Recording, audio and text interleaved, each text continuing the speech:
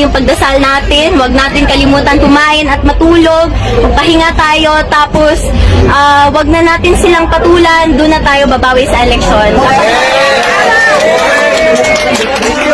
Tapos, alagaan yung mga katawan, ha?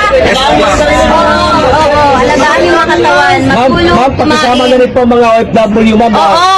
Nakita ko sa internet ang daming mga protest, mga prayer rally ng mga OFW. So maraming salamat sa inyo lahat. Yes, ma'am. So, malaking bagay ito para sa akin at sa pamilya ko. Kasi wala kaming hinihingi, yung dasal nyo lang, yun lang. Okay na kami doon. Dasal at suporta, yun lang talaga. Mag-vitamins kayo ha, may vitamins dito. Maraming salamat sa vitamins, Salamat. ma'am. Oo. Hindi yan. Ano yan? Donation yan. Oo, salamat sa inyo. Salamat. Ma'am, wala pa ko'y tulog, ma'am. Ma'am Kiko. Kung na kayo akong diri kay dili man to ka skincare kay busy tayo ko ba, ano? Ma'am, sa tinutangay lang, ma'am.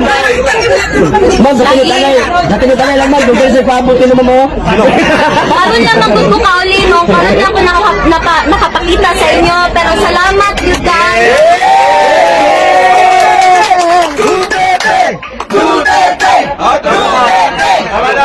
Kita mo undang ka, kita mo undang. Sa makauli siya. Ang gusto lang niya makauli sa Davao. Kana kaya ang gusto.